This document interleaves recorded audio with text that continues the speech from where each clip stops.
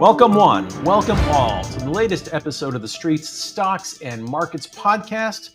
While mega and large cap stocks have been making headlines recently, this week we are chatting about small and mid cap stocks, as well as another favorite investor topic, dividends. And we're doing all of this with Thomas Browne, portfolio manager of Gabelli's Gabelli Mid Cap Dividend Fund, their Small Cap Dividend Fund, and the SMID Cap Value Fund. In helping me put Thomas through his paces today, we're joined by Llanes, SVP of Wealth Management at Farther, and as you folks know, he's also a Street Pro contributor.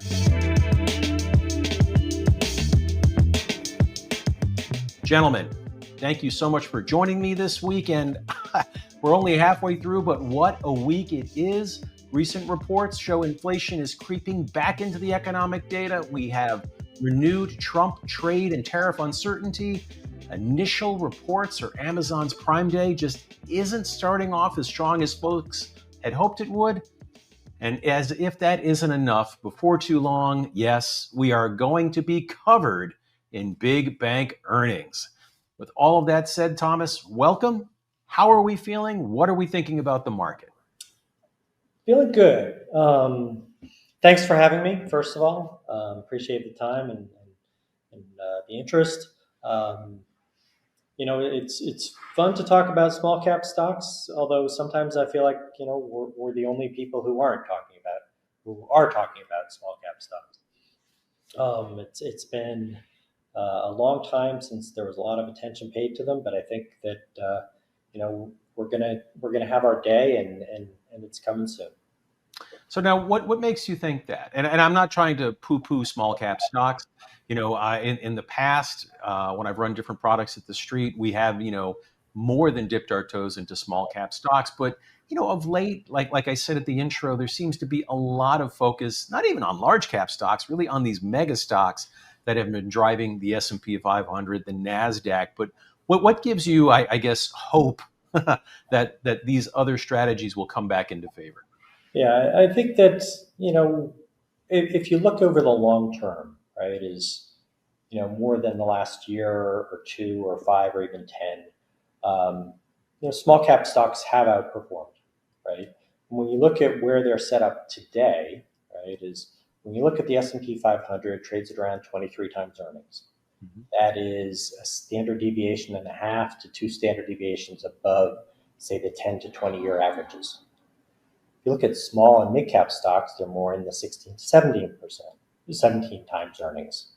And that is below their long-term averages, right? So you've got one group of stocks that is very highly valued, well above the long-term averages, and another group of stocks that is valued significantly below their long-term averages.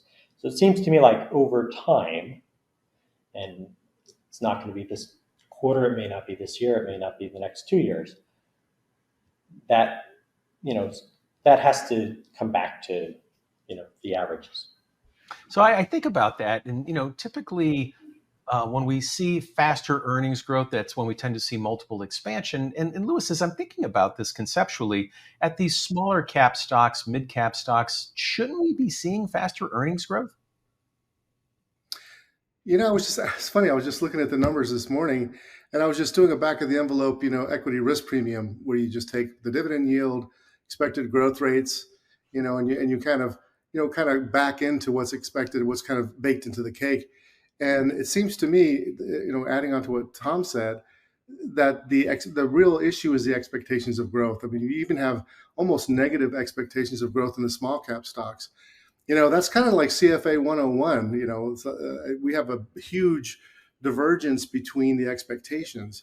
And, there's a lot of divergence in the small cap area between high quality companies and low quality companies. And selectivity is important. But it just seems a little out of whack to me, or a lot out of whack to me, in that I agree with Tom that somehow over time that we'll revert back to the mean. Okay. Well, as I always say to folks, when I'm writing and discussing the pro portfolio, we have to, obviously be cognizant of what's going on in the economy, the stock market, but we don't buy the stock market, is what I always say. We need to be mindful. And I suspect, Tom, that it's the same with you. You're not buying small cap market. You're buying individual small cap securities. So what are some of the characteristics that you look for when, down selecting some candidates for the portfolios at Gabelli? Sure. So we manage three different funds that you talked about: the small cap dividend, the mid cap dividend, and then the SMID fund. And these two different strategies, the small cap dividend and mid cap dividend, basically the same strategy. The SMID fund is very different, and both strategies, okay, are highly differentiated. So in the dividend strategies, not many people look at dividends in smaller cap companies, right? Despite the fact that, if you look at the company that has the longest record of paying dividends in the United States is a company called York Water. They've been paying a dividend since 1816, right? If you look at the company that has the longest history of raising its dividend consecutively, that's American States Water, 70 years in a row, right? If you look at the Russell 2000, it actually yields more than the S&P 500 today, right? So despite, all these really positive attributes, people don't look at dividends, generally speaking, in small and mid cap stocks, and so that is, one point of differentiation. On the other hand, if you think about, okay, if a company is going to pay a dividend, what has to happen, right? Is one, they've got to be able to generate free cash flow. They have to be able to do it over a long period of time and sustainably, right? Secondly, because they've made this very long-term commitment, they're going to be a little more circumspect about what else they do with money, right?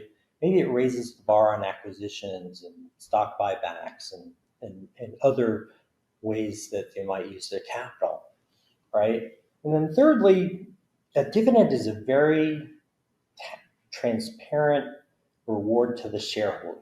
It shows that the management team, the board knows who owns the company, right? So if I take, free cash flow, conservatively financed, and an acknowledgement of who, and a board and a management team that knows who owns the company, that's a pretty good starting place. That's why we focus on dividends.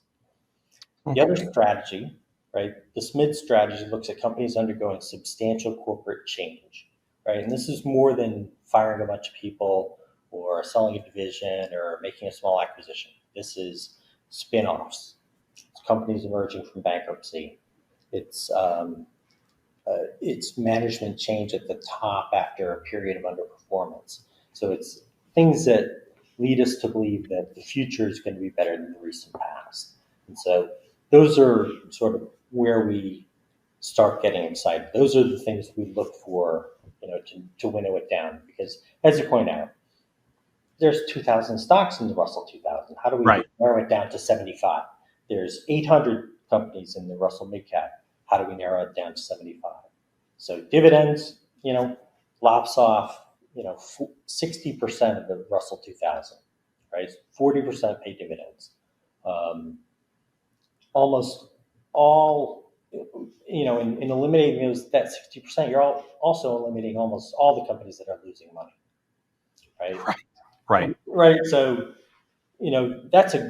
dividends are a good starting point, and then the restructuring is just a pretty select list all the time that varies how much there is to look at. So where do you think we are, kind of in the market? You mentioned the S&P 500's, multiple around 23 times. We're getting ready to head into the second half of the year. I have my concerns about the upcoming earnings season, not so much about the quarter itself, but the guidance on the uncertainty, given what we're seeing on the tariff front, especially the things that have developed or redeveloped over the last couple of days. Tom, what are your thoughts? And then Louis, I'd like to get yours. Yeah, I think that, we start kicking off earnings next week with the banks. I don't think that there will be a lot of news out of them, right? They just went through, the stress tests and stuff. The big news is gone there. When we talk to banks, credit looks okay. The dynamics, particularly for smaller banks behind net interest income, look like they're improving. Deposit costs have leveled off. the back book of loans made in 2021 and 22 that were made at lower rates. Those are rolling up into higher yields. Same with the securities on the books as well. So the dynamics behind improving net interest income are improving. And then and so the big banks are next week, the small banks are the week after, and then you start into sort of more general companies. I agree with you that it's going to be tough for company, particularly with the news over the last couple of days that on tariffs. It seemed like during the second quarter that news got trended better, right? Because it started bad and trended better during the quarter. In the last couple of days, it's gotten a little worse. And so, when companies reported first quarter earnings, there was a lot of uncertainty. Some of that uncertainty went away. It seems like when they report second quarter earnings, we might be back to the uncertainty. Louis? Interesting. Well, I don't know if you're asking in relation to small cap or not. Well, it's more of a general comment, but I would think that uncertainty for some translates to uncertainty for probably more. Yeah, I think we're going to go through a digestion period of the new tax rules and how that's going to impact things, and foreign policy is really affecting a lot of things for a lot of investors, whether it be in the private markets or in the public markets. And that was actually a question I had for you, Tom. With all of the changes with tariff potentially, and nobody really kind of knows what's going to happen there, are you seeing any kind of increases in industrialization investment here in the United States, or do you see any impact that's going to affect your specialty in the mid and small cap companies that will allow growth to accelerate higher than anticipated by many investors? In spots, you are seeing big companies announce projects here in the United States, and we have investments in some companies that are in the construction business, who will help those companies build new factories, in order to produce in the United States. You've also seen a lot of talk about data center buildouts, Mm-hmm. so that's going to require power. That's going to mean construction of power plants. It's going to mean construction of transmission lines. It's going to mean construction of buildings, and so companies that are involved in building those factories and those data centers and the electricity sources to power them, will, that's clearly, there's clearly a good outlook for those. Now, Tom, Louis isn't going to put you on the spot, but I am. Okay. So as you talk about some of these areas just now, Right. are there names in the Gabelli funds that you can reference, or at least are there names that are popping up kind of on your radar screen? Because we have an investment in a company called Primoris, which is a construction company. Another company called Fluor, Mhm. construction company. Both of those are decent sized positions in our funds, and will benefit from all the activity you're seeing in terms of reshoring and data centers and so forth. Everest is the third company that fits in that mold. Great. So you've touched on financials a little bit. We talked about, the big, AI data center play. Are there other areas that are kind of on your radar screen as we move into the second half of the year? And I'm asking this because I just wrote a piece to portfolio subscribers that, we are starting to see consumers pull back a little more than we thought previously. Restaurant spending is falling. Fiserv published some great data on this, showing restaurant traffic and spending falling both in May and June. And here we are, we've got, ConAgra coming up. Very curious to hear what they have to say about their volumes for packaged foods, especially after Kroger upped its, same store outlook for the back half of the year. So is there anything there that you're looking at, or any other seasonal types of plays? We tend not to be very theme oriented, and tend not to be, seasonal oriented. Quite frankly, is that we really look for what we think are, better than average companies, trying to find them at better than average times in their life cycles, and then better than average, and buy them at better than average valuations. And so those factors do tend to take time to play out more so than, hey, sometimes we get lucky and things go right very quickly, and it works. And we usually buy them at prices that when they do, it's a really great return. But we're willing to live with companies for some period of time and let them do the hard work and compound for us.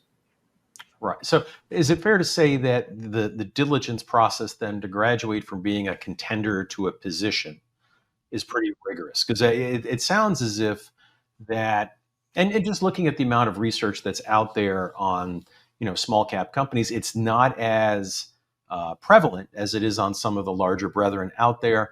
I would argue, though, at the same time, a lot of the large cap research is, what's the nice way to put it, Lewis? Weak. Weak, crowded, group Yeah. thing. So what's the process then, Tom, for you? Do you spend a lot of time with management teams and kind of really rolling up your sleeves to understand the business? We need to understand the business, and we need to get comfort that the people who are running it are sort of on the same side of the table as we are, and kind of have the same vision. And so, yeah, it's talking to companies, it's reviewing the filings, it's trying to gauge where the street is at on a stock, and spending the time to really get to know companies, and quite frankly, you're going to get to know them even better as time goes on. Agreed. Go ahead, Lewis. I have a question. You keep hearing about more and more companies are staying private longer. When I first got in this business, 30 years ago, we saw lots of dynamic companies, small cap companies earlier, and we had lots of opportunities. I mean, do you feel like that's affecting the small cap space now, any of those regulations, or do you feel like that maybe that's going to change in any way in the near term or in the next 5 years even? It's hard. It's hard to think with as much money that's in private equity that's going to change, right?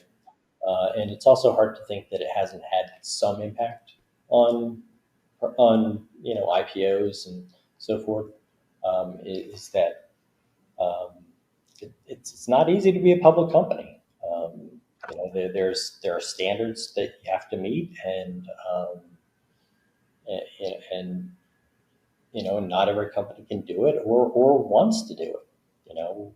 When we meet with management teams, one of the things that's always surprising to me is how much time management teams do spend with investors, because it's hard running a business too.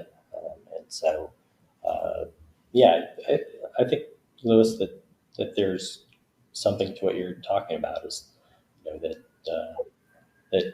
companies who don't necessarily need capital can stay private much longer until they do.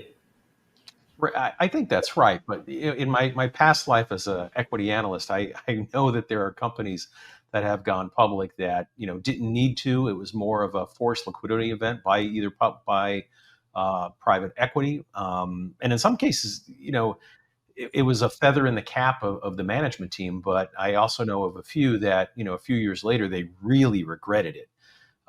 And I say that because, as you pointed out, Tom, it is a lot of work that you have to do. They're kind of hamstrung to some extent on what they can and can't do, what they can say, what they can't say. But at the same time, there's also the issue of what if they go public and the stock, as we like to say, doesn't find any love across Wall Street or the larger investment community. And there's tons of examples for that. And but at the same time, I wonder that if companies are staying private longer, are they getting their story more in line? Are they ironing out the kinks in the business? Do they have a more refined strategy that when they do come to market, they might be a better buy than if they came 2 years earlier, 3 years earlier? I think we've all seen instances where companies came public too early. And so, having the access to private capital to stay private longer to really get your ducks in a row has certainly benefited some companies. And as I'm thinking about that, there's a question that we didn't ask you right off the bat, and I have to apologize because, and I'm sure, Lewis, you'll kind of catch where I'm going with this. Tom, how are you defining small cap and mid cap? Because when we first started in the business, small cap was like 250 million market cap and below, and it's risen steadily. Same thing with mid cap. Yeah, no, you're exactly right. I mean, when we started the Keeley Small Cap Dividend Fund, under the SEC rules, there's a naming rule. So you say, okay, it's small cap. What does that mean? Well, initially that was $3.5 billion and down, right? So 80% of the fund had to be $3.5 billion or lower for small cap. Yeah. Did you catch that? We probably put $5 billion is small cap. Mid caps where sort of the real changes happen, right? Is that with mid cap stocks, when we initially defined it, it was 15 billion, right? Now the average market cap of the Russell mid cap index is about 22, right? So mid cap has really expanded beyond. Wow. I remember the big deal when small cap was bumping up against $1 billion. Now I'm dating myself. I realize this, but wow, that's crazy. Yeah. And when I was earlier in my career, it was $1 billion and down with small cap, and everything else was, I don't think people thought about mid cap at the time. So it was small cap and large cap. Now you have small cap, mid is sort of a hybrid, mid and then large. And mega. Right. Sorry to bounce back. $1 billion seems like a large cap, but when you've got half a dozen companies that are worth more than $1 trillion, I mean, that's 10 times what you thought large cap. No, 100%. Are you finding, you think, more opportunities in small cap land now that we have a better handle on this, on the way it's defined, or in mid cap land? I think we look for opportunities sort of across the spectrum. I would say probably we're finding opportunities in both. In mid cap, it's more been on the restructuring side. So you've seen a few spin outs of mid cap companies. In small cap, it's been kind of across the board, or not across the board, but we're finding ideas there. I mean, there have been stocks left behind, and that where the business is good and likely to get better. Okay, and let me just shift gears a little bit, focus a little bit on dividends, because we've been talking about small and mid cap stocks. Dividends, I personally think dividends are fantastic. I say that both as a portfolio manager and an investor. I like the way that they give us another way to value stocks, whether we're using dividend yield or some other metrics out there. But what I really like are companies with a rising dividend policy. And you mentioned, I think, American States Water earlier. Is this kind of a criteria for you as you look at dividends for some of the products that you're managing, or how do you use dividends kind of to evaluate some of the candidates? Yeah, we try to be flexible in our approach, but we certainly lean more towards companies that will grow their dividend. We're not yield seeking. We view dividends as sort of a sign of a better company and a better potential investment, right? Than saying, yeah, we want a 10% yield. So like if we think about the dividend universe, right, we really think of it in 4 buckets, right? There's high yield, right, which these days is 5 to 6%, maybe more. You find REITs, some banks, MLPs, and then some special situations in there, right? The next group would be what we call solid steady, and it's kind of exactly what it sounds like. These are companies, your long-term growers, your dividend achievers, your dividend aristocrats, would fit in there where they grow their dividend, they grow their earnings, and they grow the dividend in line with earnings. But neither growth rate is all that great. Then the third group we categorize as growth, right? And these are companies where they're growing the dividend at an accelerated pace. That may be like 10% or more these days.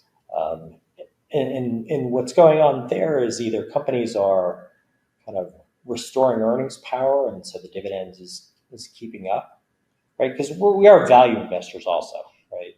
So fast growing dividends, fast growing earnings, that's not really our thing, right? So it's earnings recovery that's driving dividend recovery or dividend growth.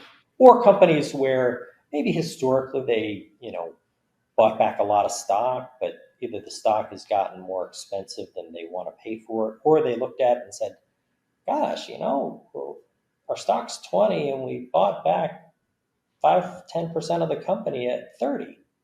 Maybe there's a better way to do this. And you see that.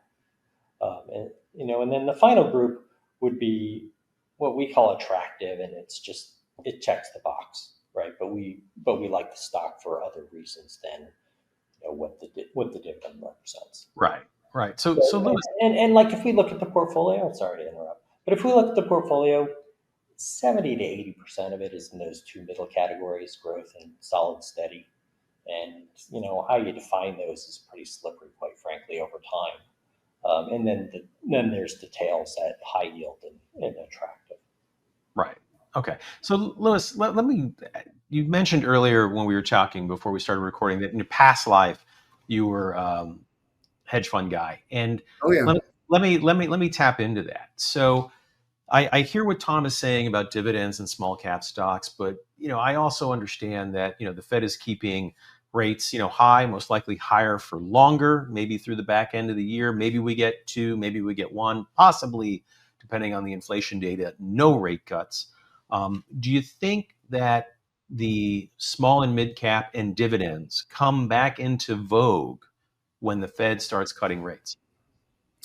Yes. Yeah. I mean, by definition, it'd be they have a better duration profile, which just means you get more of your earnings back faster, which generally, would be something that would be more attractive to people, investors, if rates were a little bit higher. And those companies that are growth companies, you tend to get your earnings later, and you're kind of getting your payback on the come. And if you have a higher interest rate, they tend to be less attractive to many investors. So I would say yes.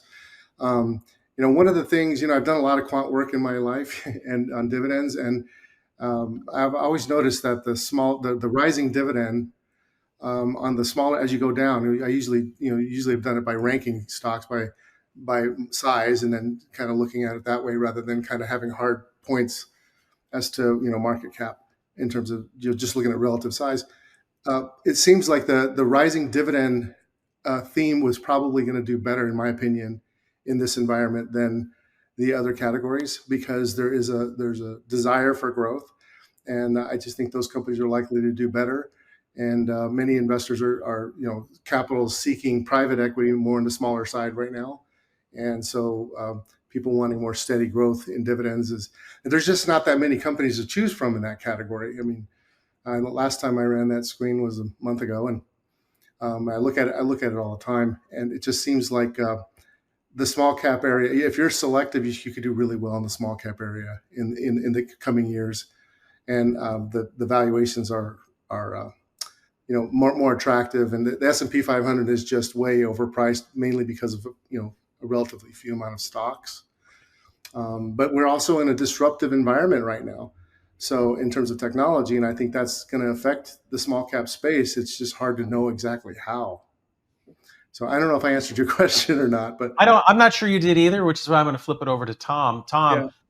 Fed starts to cut rates. Do you think we see small cap, mid cap, and dividend payers come back into vogue? Maybe growth, maybe not as much as the only focus of the market?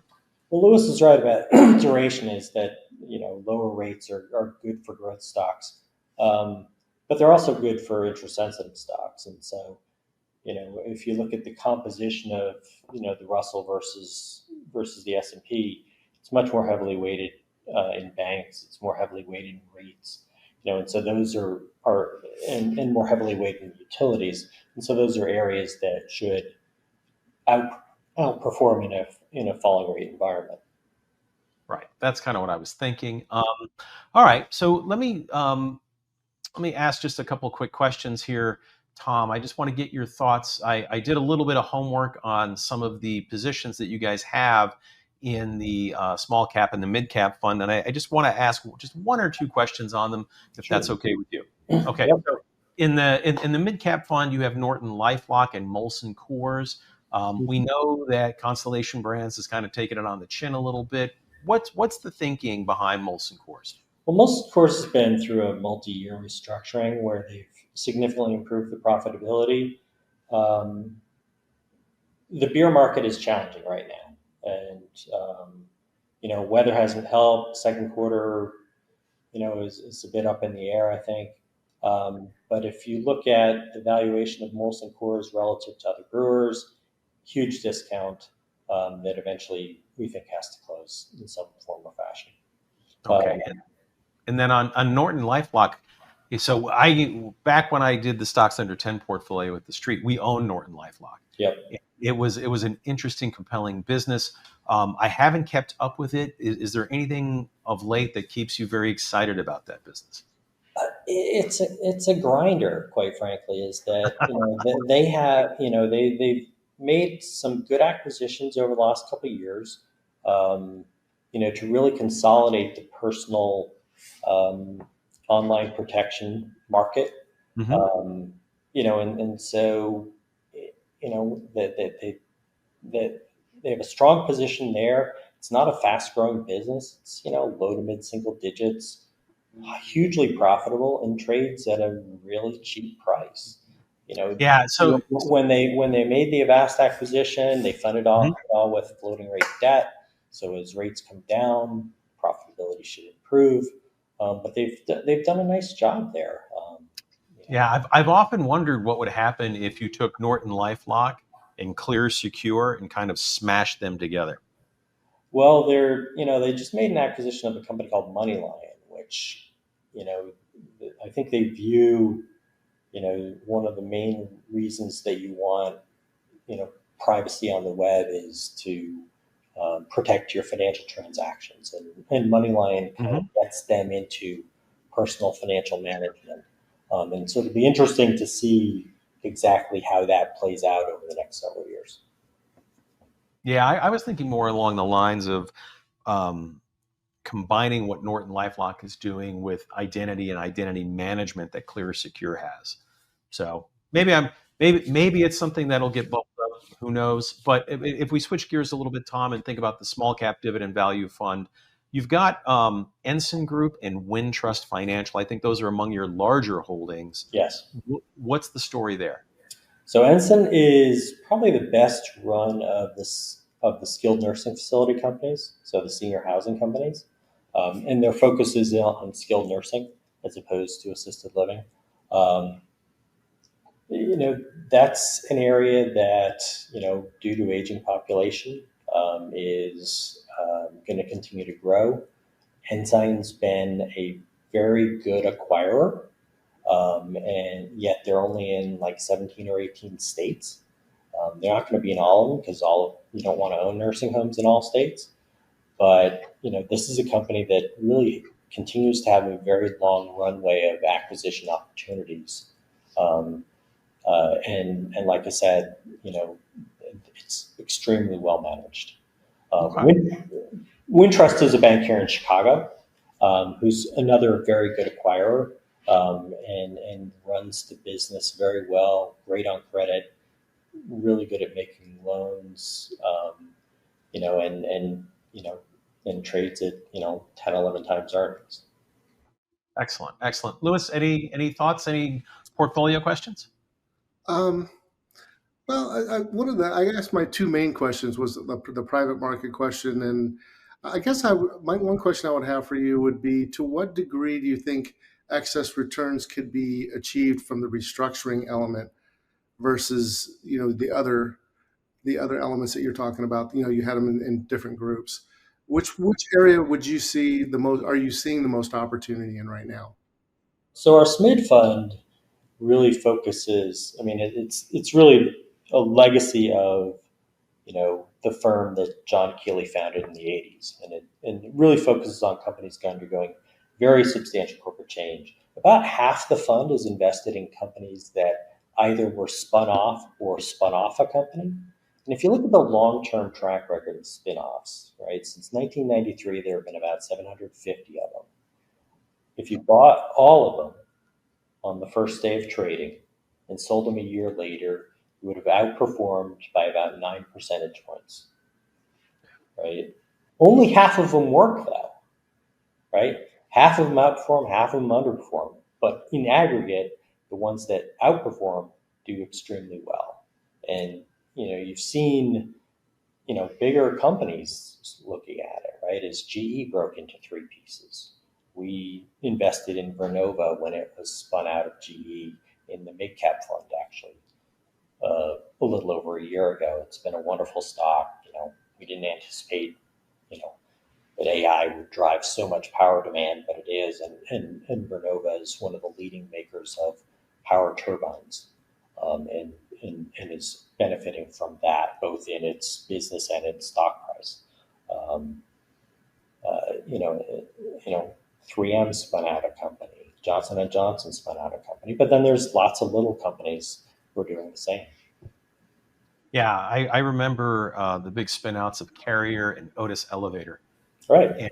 And I admit, I was skeptical about Otis Elevator. And that stock, if I remember correctly, a year later after the spinoff, it was dramatically higher. And I didn't see it. It's not uncommon. I mean, very often, the spinoff is viewed as being sort of the less attractive part of the business. And so it struggles to gain its footing. The other thing is, early on in the process, very often index funds have to sell it. So it becomes so the first trade is unusually attractive. But then, on the other side of the coin is you now have a management team that's solely focused on that business and is solely getting compensated for the results of that business, as opposed to being, a divisional president. You're now the CEO, and now, your results, really can create greater rewards. Not that, people were slacking off while they were part of the division, but there's just a heightened sense of urgency, I think. And then in some cases you find companies that have been starved for capital that now that, they're independent, they can allocate the capital the way they want to. Totally agree. Tom, you've been great with your time, very generous. Louis, the same. But before we get out of here, fellas, any closing thoughts? Anything we didn't talk about that we should? For me, no, I'm good. I'm just more looking to you to see what closing thoughts you might have. No, thanks for your time and to your listeners as well and viewers. Appreciate the opportunity to come on and talk to you. Excellent. Well, thank you both for joining me this week. That is this week's episode of the Stocks and Markets podcast by TheStreet. We will be back with a fresh episode before you know it.